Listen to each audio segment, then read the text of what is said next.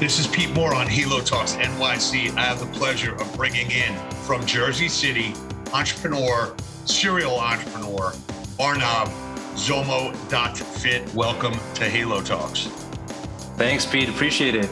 I'll say New York City more so than Jersey City, just because people know New York City a little bit more, but it's right across the river.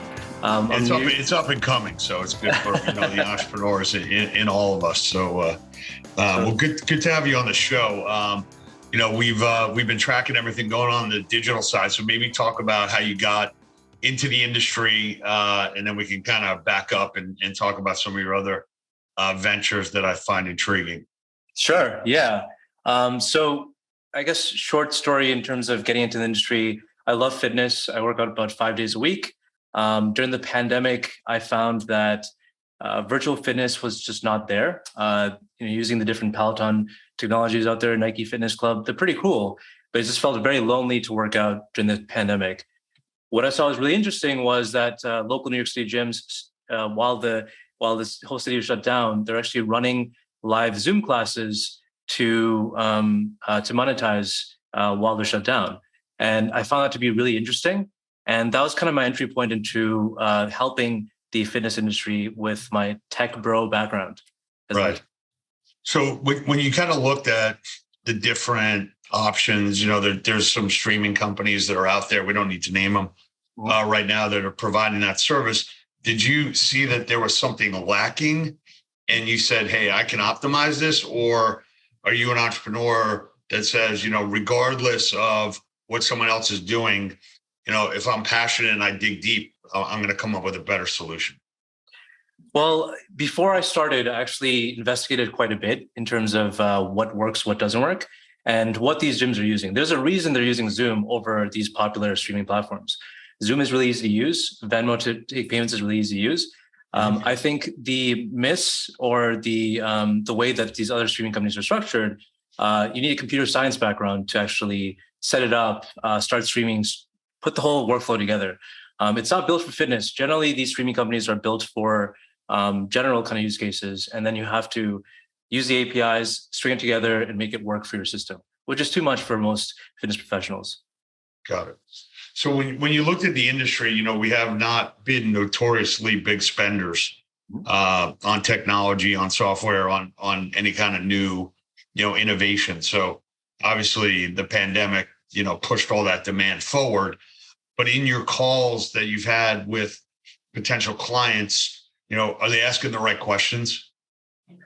I think what I've learned over time is you can build the best technology in the world until you test it with customers and you get some feedback on it and they know how to use it. It doesn't mean anything. So yeah, it's a lot of customer conversations and kind of testing out what we're building. That's what we need to do.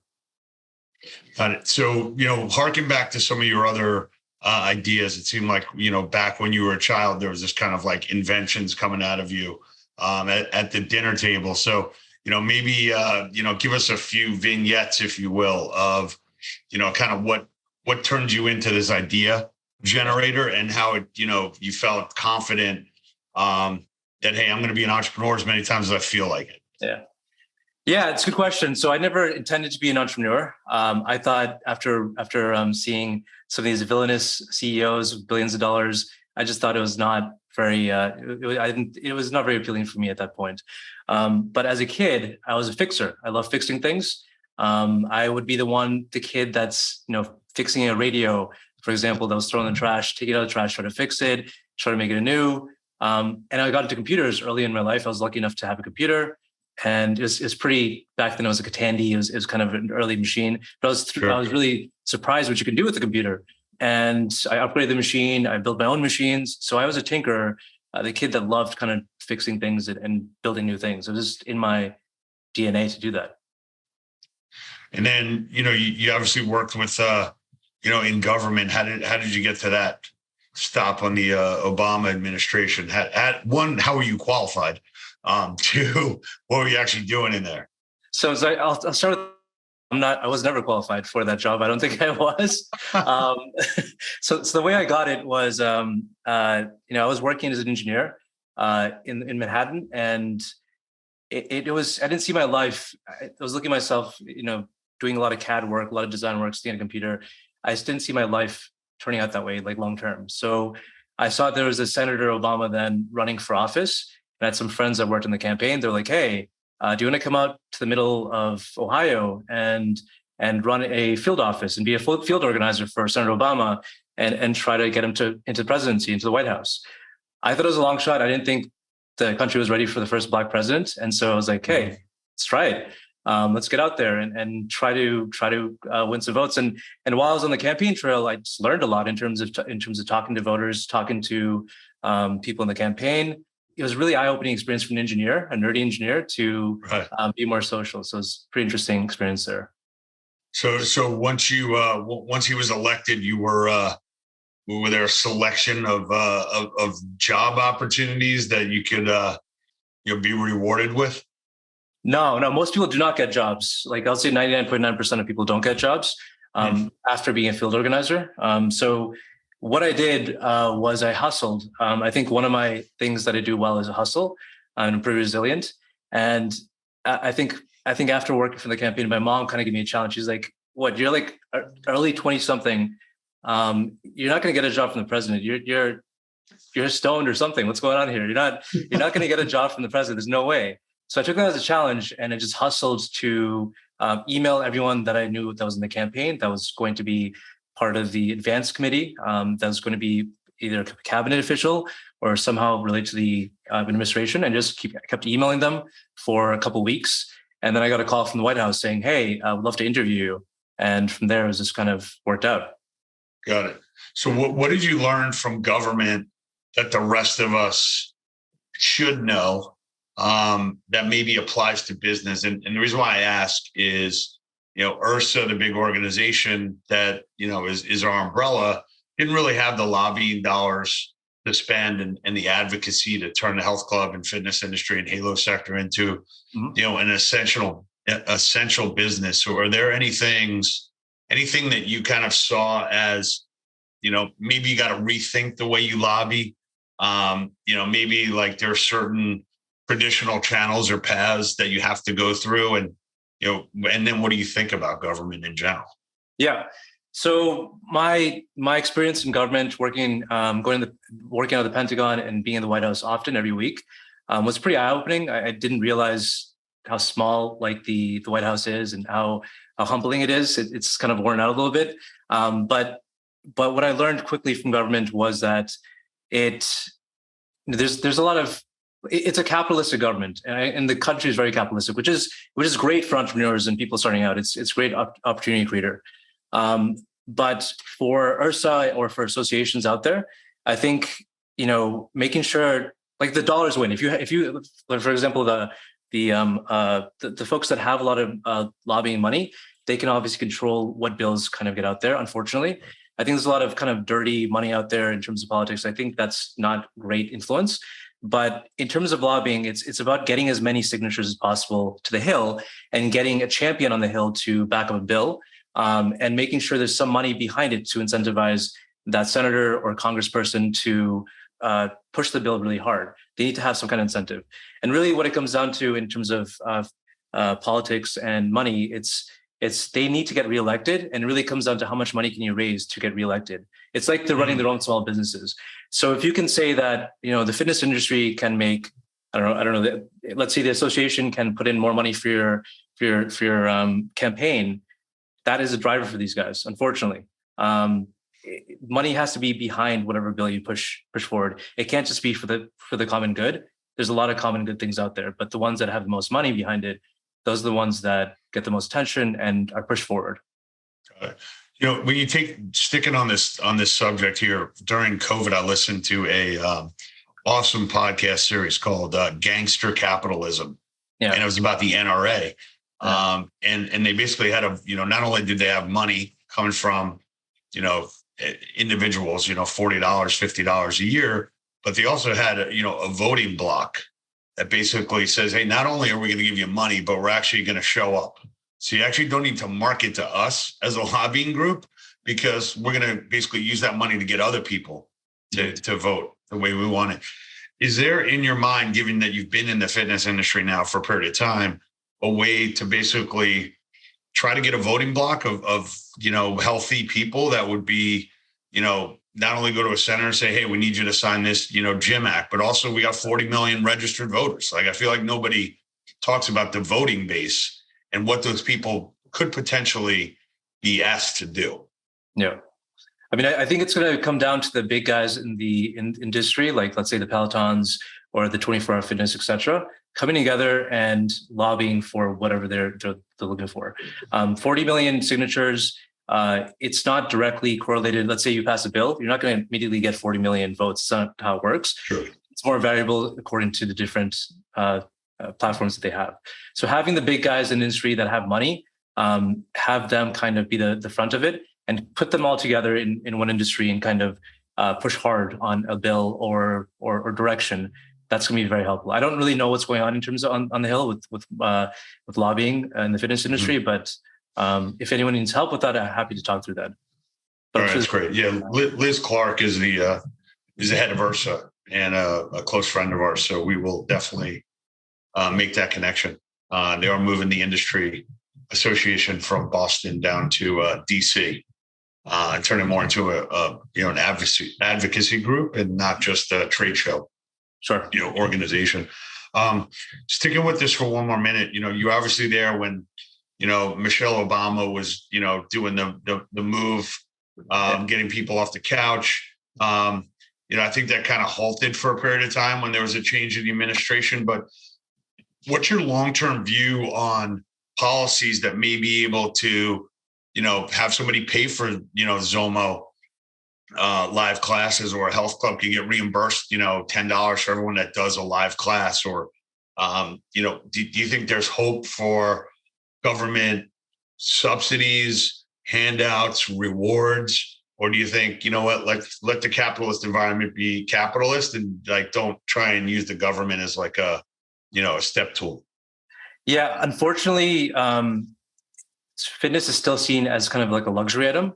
While I still believe it's something that's staple in people's lives, it should be, especially with the obesity rates going to where they are. I don't believe the government will do something right away, just because think of internet, for example. There's subsidies for internet now, but there should have been subsidies 20 years ago, 15 years ago. Right. It's a necessary thing, just like electricity, healthcare. There's a lot of items on the chopping block that just don't get attention that should. So I don't believe it's going to happen. I think we have to look at the industry in a capitalistic view and find out how can we get fitness to as many people as possible, as fast as possible, as cheap as possible. Yeah. So let's talk about Zomo.fit. If you want to feature a couple of clients, or, what kind of usage you saw, how are things kind of, normalizing, if you will. And, obviously there's a lot of negative press coming out, not have anything to do with you, but, with Peloton changing their business model, with iFit not going public, with F45 missing their earnings, we're in this kind of, digestion period, if you will, with a lot of indigestion to say, hey, maybe some of these companies should have never been valued the way they were. Maybe some of these companies should have never accessed the public markets because they didn't know what they were getting into. Yeah. And once you become a public company, you become a target and you become a news source. So everything you do is publicly disclosed, and all your numbers, are disclosed. And that kind of becomes a barometer, if you will, for groups like yours. If you're going out and raising capital right now, you got headwinds of, why are you different than Peloton? How are you different than these other companies? So it kind of creates this negative inertia to almost fight the capital raise. So there's bundled questions in there, but maybe just, give us your take. Yeah. So let me unpack that. I think it's important to look at the longer term trends versus looking at what's happening short term. Just like Warren Buffett, for example, he looks at long-term trends in the market versus just kind of day trading. And so fitness as an industry is going digital. And it's growing too at the same time. So I'm not saying that everything that's physically brick and mortar is going digital. That's not what I'm saying. Instead, I'm saying the whole industry is it's getting larger as a space. And so virtual fitness right now is an $8 billion opportunity. It's pegged to be a $60 billion opportunity in the next couple of years. And virtual fitness is definitely going to rocket ship in the next couple of years. In terms of the Pelotons out there, the iFit folks out there, it sucks. I mean, it sucks that they're going through their own issues, and some of these guys couldn't IPO, but there's short-term kind of adjustments in the industry. I think some of these guys over-projected what the pandemic would do for their business. There's a mistake on their part, but still, they're still great companies. They're still giant companies. And just like, for example, cryptocurrencies, it's getting crapped on right now, like heavily. Like cryptocurrency, everyone's running away from it or making fun of it. In the long term, crypto is a changer in the markets. It's still going to be long term, like humongous impact. Short term, there's issues. So that's what I believe in. And so I would tell people, look at what's happening if you're a fitness professional, look at what's happening to your friends, look at what's happening to your customers. I think a lot of gyms are starting to get back a lot of folks back into the gym. But long term, let's say when it starts getting colder, and people want some type of digital interface to their workouts. So one of the things that has irritated me that I want to get your take on is I bought a SoulCycle bike, one of the first ones off the production line. And there were, a dozen instructors. Now it's maybe 30 or 40. Yeah. I've always felt the power of the cult, if you will, which I am a part of, and proud SoulCycle carrying, a credit card member of $34 classes, is that you've got all these micro rock stars all over the place, right? So why wouldn't you give me the ability to access every single person that is an instructor at a bricks and mortar location and give me the option of following them? Because everybody's got 100, 200, 300, passionate followers, which would then drive way more, usage of the bike and of the app. So my question to you is, when you go into a club or a studio and you say, hey, look, I'm going to do all your live classes, but I want you to either limit to like your top, photogenic and strong performers on the video side that you'll opine on, or, hey, look, let's get everybody up there. Just trust me, like there's a power of a network, and it's better to have everyone up there because they're also championing it as if they belong there. So what's your take on that? In terms of giving more access to the instructors, in terms of more instructors, like if you've got 20 instructors, get all 20 instructors up on your video on demand. Yeah. Or not. I think what the industry is doing right now is kind of replicating what success Peloton has had, and copying in terms of like having a handful of instructors and leveraging those guys and making these guys superstars and kind of head up the brand. I think that's what they're kind of doing. I think that's going to change very soon. And that's kind of what I'm betting on, and I believe in. So let me actually talk about what Zomo.fit's doing in terms of the whole company.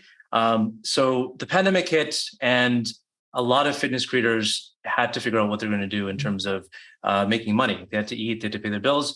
And so a lot of folks started running classes over Zoom and Venmo. Zoom for live classes, group classes, and Venmo took live payments.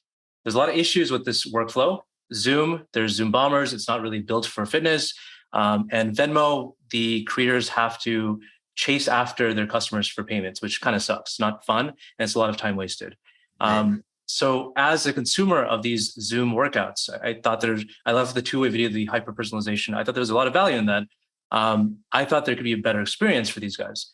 So I built Zomo, which enables any fitness professional to live stream, build a paid community, and monetize at Peloton level with just a phone. So let me unpack that a little bit here. So what that means is that why Zomo is such a big deal is that we are giving any fitness creator a way to go digital really easily. Our app is super simple to use. It's passed the mom test. My mom can even use it and get online and run a class. You don't need a computer science degree. The second part of it is that the fitness professionals don't have to waste time chasing after customers. They can just accept payments, kind of like how e-commerce does it. And the third part of it is there's millions of people out there, consumers, that want to get online, but they still want to be connected with their favorite trainer or favorite fitness professional and not go to these Pelotons because there's hyper-personalization, there's two-way video, there's sessions where I'm called out and they can see me. I'm like, that's what accountability is about. I believe Peloton's touching the surface. I think the hyper-personalization is what these trainers really need to stand out against Peloton. Mm-hmm. And then, when you take a look at your business model, we use our mission as, we want to solve loneliness, diabetes, and obesity. And the way we do that is bring entrepreneurs like you, get a showcase, get more clients there, and tell we'll get more members, get people off the couch, and then there'll be more capital that comes in because there's more disposable dollars that are being shifted around profitably. When you take a look at your business model, do you ever stop and say, hey, look, I'm only doing classes for bricks and mortar, or I'll do any fitness professional that wants to get on my system, like you are a potential client? Have you kind of needed to think about, am I supporting the bricks and mortar? Am I supporting the entire industry? Does it matter as long as it's, doing good? Yeah. Yeah. So I think our target market of people we're trying to help are the solo entrepreneurs. I think they hit the most during the pandemic because they didn't have some money coming in from the government, whatever it is. They were reliant on themselves to make money. And so our software is an app-based software because it's built for these solo entrepreneurs that left their gyms. I know a couple of different trainers that left like Barry's Bootcamp, and they're Instagram famous, and they tried to build their own virtual fitness and it was a mess. And so they came to us, use our technology to get online rapidly within minutes and start running live classes. So we're really focused on these individuals. And I believe being digital, you don't need to have this large overhead. Like you just don't need having a huge team. You can run a full business, make over 120K a year with 100 clients by yourself without much help. That's what I believe in. Gotcha. Yeah. So as you look at the industry, obviously there were very low barriers to entry during COVID. We got pitched on a multitude of opportunities if we're going to do the live classes and we're going to stream this. And, people were pulling things up from YouTube and, creating like some pretty good user interface, but it was, kind of strung together in March and April. It was like a 45-day development schedule. As you kind of look at things getting more, traditional types of competition, you kind of say, hey, look, I'm just going to stick to what I'm doing. Obviously, there's a big consolidation wave going on in the software and the SaaS space. Mm-hmm. So how do you as an entrepreneur, for the people here that say, my business isn't always for sale. I like what I'm doing. Mm-hmm. I'm making good money. I'm living in New York City. Yeah. I got a staircase in my apartment, right? It's pretty cool. I don't think it's a faux staircase. So how do you say, look, I like what I'm doing. I don't need to play this M&A game. I don't need to go get a job from somebody else. I don't need to read a purchase agreement. Like, I'm good. Yeah. So like, how do you kind of transcribe that to yourself and then back to your mom? Yeah. I mean, here's the truth of the matter is that starting your own business is difficult, and leaving a large gym is difficult to do that.